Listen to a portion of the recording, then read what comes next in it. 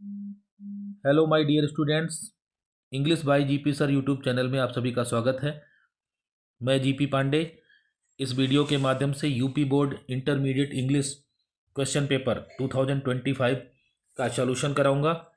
Dear students, जो इस channel पर नए हों, सबसे पहले चैनल को सब्सक्राइब कर लें और बेल आइकन को भी प्रेस कर लें ताकि आपकी बोर्ड परीक्षा से पहले तैयारी से संबंधित बहुत से इम्पोर्टेंट वीडियोज़, बहुत सारी बातें जिन्हें जानकर आप अपनी परीक्षा की तैयारी को बेहतर बना सकते हैं, वो सभी आपको प्राप्त होती रहें। चैनल को सब्सक्राइब जरूर कर लें। स्टार्ट करते हैं इस वीडियो को। इंटरमीडिएट के क्वेश्चन पेपर 2025 का सॉल्यूशन स्टार्ट करते हैं। आप जानते हैं कि आपके एग्जामिनेशन में सॉल्व करने के लिए 3 आवर्स एंड 15 मिनट्स का समय होता है। 3 घंटे 15 मिनट का समय होता है, जिसमें 15 मिनट पेपर को पढ़ने के लिए और शेष 3 घंटे सॉल्व करने के लिए। आपका क्वेश्चन पेपर 4 सेक्शन में बटा होता है, ABCD, और सभी सेक्शन से क्वेश्चन करने कंपलसरी होते हैं, अनिवार्य होते हैं। डियर स्टूडेंट्स, आप स्क्रीन पर देख पा रहे होंगे कि सेक्शन A, जिसमें रीडिंग से संबंधित क्वेश्चन होते हैं, मतलब पैसेज को ध्यानपूर्वक पढ़ना और उसके नीचे लिखे गए क्वेश्चन का आंसर देना। ये जो क्वेश्चन होता है, ये आपका पढ़ा हुआ क्वेश्चन नहीं होता है, ये अनसीन पैसेज होता है, अपठित गद्यांश, जिसे आपने पहले नहीं पढ़ा होगा। इस क्वेश्चन के पूछने का उद्देश्य होता है कि आप किसी टेक्स्ट को कितनी अच्छी तरह से समझ लेते हो। टेक्स्ट जो दिया है इसको पढ़ोगे आप, और उस पढ़ने के आधार पर आपने कितना कुछ सीखा, ये जानने के लिए क्वेश्चन किए जाएंगे और उनका आंसर आपको क्वेश्चन की भाषा में ही देना है। जिस टेंस में क्वेश्चन हो उसी टेंस में उसका आंसर देना है। ठीक है, जैसा क्वेश्चन पूछा जाए वैसा आंसर देना है, और जितना पूछा जाए उतना ही आंसर देना है। जो पूछा जाए वो आंसर देना है। तो इन 3 बातों का ध्यान जरूर रखें। तो जब आप पैसेज को ध्यान से पढ़ लेंगे, उसके बाद इन क्वेश्चन का आंसर देंगे जो नीचे लिखे हैं।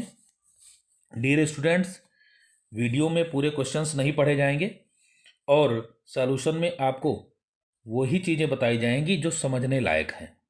मतलब जो याद करने वाली चीज़ें हैं उन्हें आप याद कर ही रहे हैं, और इसमें जो क्वेश्चंस दिखाए जा रहे हैं स्क्रीन पर इम्पॉर्टेंट क्वेश्चंस हैं। अगर याद नहीं है तो उनको याद कर लेंगे।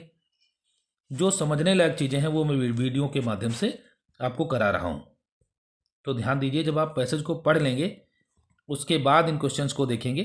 Y does the man who hit his thumbnails with a hammer talk to himself. Students, इसका मतलब है कि जो व्यक्ति है इस पैसेज में जो थंबनेल को हैमर से हिट करता है, मतलब अंगूठे के नाखून को हथौड़ी से पीटता है, हथौड़ी मारता है, वो अपने आप से बातें क्यों करता है। तो जब आप पैसेज को ध्यान से पढ़ेंगे तो आपको मिल जाएगा क्यों मारता है। ये आपको मिलता है इसी पैसेज में। देखिए आप तीसरी लाइन में, तीसरी लाइन से स्टार्ट होता है, अटर से string of curses using language to relieve. Fourth line में इसका आंसर मिल जाता है। फोर्थ लाइन में ये आपको आंसर मिल जाता है, to relieve his feelings and needs. तो जब इसका हम आंसर करेंगे तो आंसर हो जाएगा complete, the man talks to himself to relieve his feelings.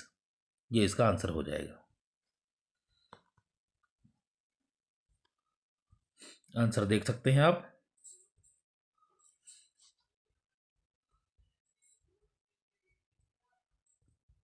Answer हो जाएगा, the man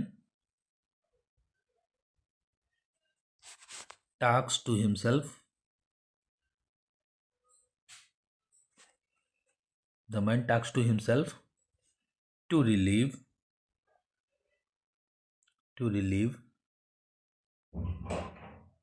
his feelings।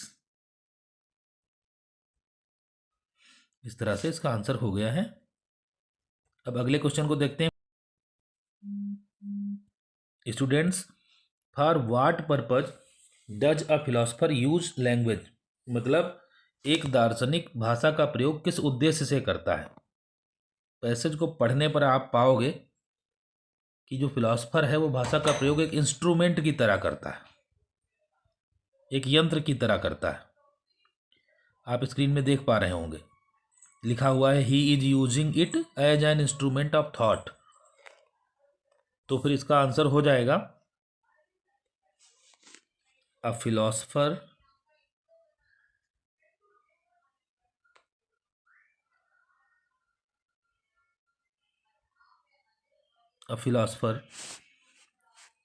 uses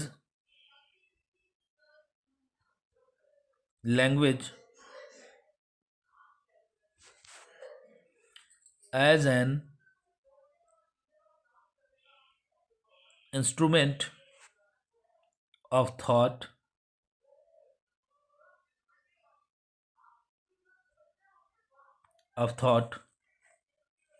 instrument of thought to clarify his ideas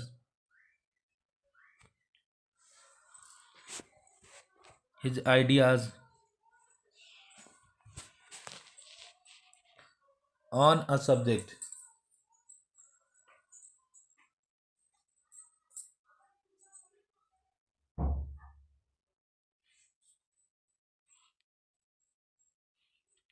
students अगले क्वेश्चन का आंसर देखेंगे। अगले क्वेश्चन का आंसर देखें, लिखा है for what purpose do the two women and two men use language. मतलब दो पुरुष और दो स्त्रियां भाषा का प्रयोग किस उद्देश्य से करते हैं।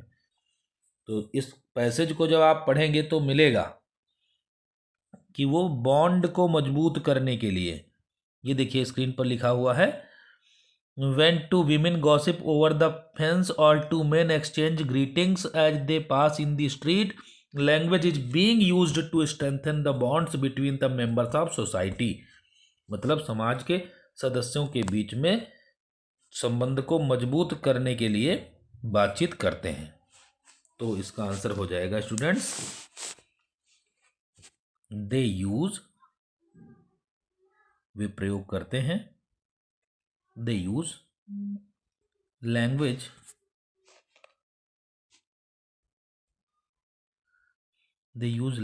to strengthen the bond between the members of society। अगले क्वेश्चन का आंसर समझेंगे। Is language a multipurpose instrument. क्या भाषा एक बहुउद्देशीय यंत्र है। इसका आंसर गिवन पैराग्राफ के बेस पर देना है। तो जब हमने इन क्वेश्चन के आंसर दिए, जो अभी हमने 3 क्वेश्चन के आंसर दिए, उन सभी में किसी न किसी उद्देश्य को बताया गया था कि मनुष्य बात करता है तो अपनी फीलिंग्स को रिलीव करने के लिए, विचार भावनाएं बताने के लिए, और जो दार्शनिक है वो भाषा का प्रयोग यंत्र के रूप में करता है ताकि वो स्पष्ट विचार दे सके किसी विषय पर। और फिर कहा गया कि वो समाज के सदस्यों के बीच संबंध को मजबूत करने के लिए प्रयोग की जाती है। तो हर आंसर में तो हमने एक उद्देश्य को पाया है, तो इन सभी को मिला करके ही इसमें लिख देंगे, क्योंकि इसमें लिखा है मल्टीपर्पज इंस्ट्रूमेंट, यानी बहुउद्देशीय यंत्र के रूप में। तो इसका आंसर हो जाएगा language is a multipurpose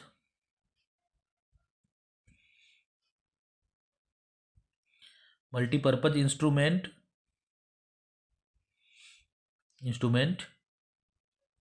used to relieve feelings relieve करने के लिए, और क्या करने के लिए,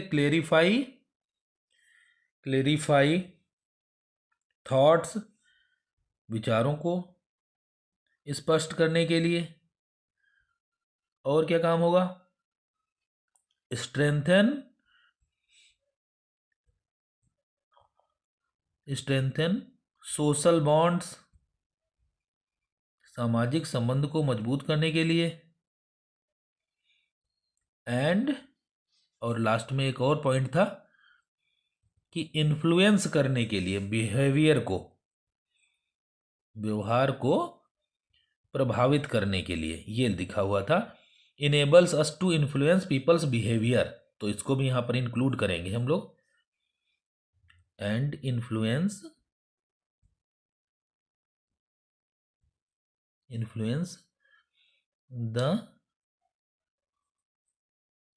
बिहेवियर क्या होता है, इन्फ्लुएंस बिहेवियर। ओके, तो ये इसका आंसर हो गया, ये इसका आंसर हो गया।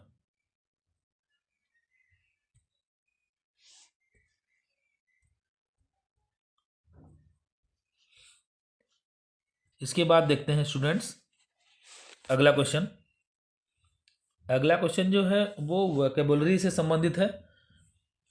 वोकैबुलरी में कौन कौन से क्वेश्चन किए गए हैं देखते हैं। Find out the word from the passage which means speaks, मतलब पैसेज से ऐसा शब्द ढूंढना है जिसका मतलब स्पीक हो, बोलता है, ये अर्थ निकलता हो। तो पैसेज को जब हम पढ़ते हैं तो इसमें पाते हैं वर्ड, एक वर्ड दिया है अटर्स, जो स्टार्टिंग में ही तीसरी लाइन में दिया है।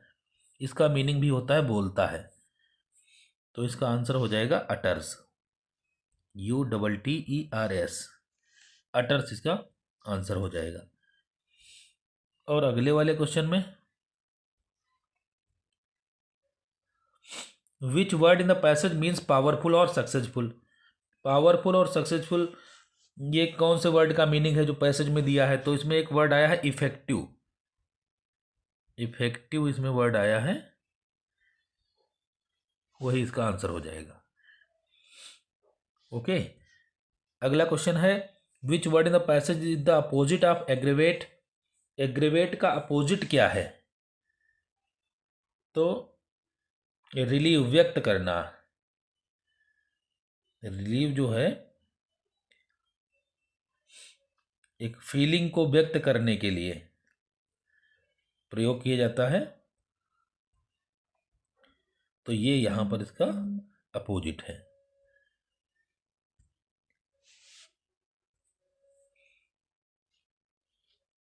ठीक है, इसके बाद में हम लोग राइटिंग सेक्शन में आते हैं। राइटिंग सेक्शन में क्वेश्चन आता है कि एक आर्टिकल लिखो, 10 नंबर का क्वेश्चन आता है।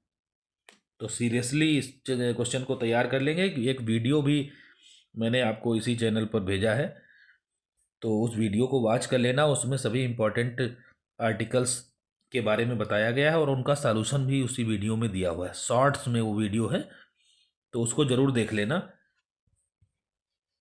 और यहाँ पर देखते हैं कि एक आर्टिकल लिखना है 100 से 150 शब्दों में, 10 मार्क्स का क्वेश्चन आता है। Roles of women in democracy, यानी प्रजातंत्र में महिलाओं की भूमिका।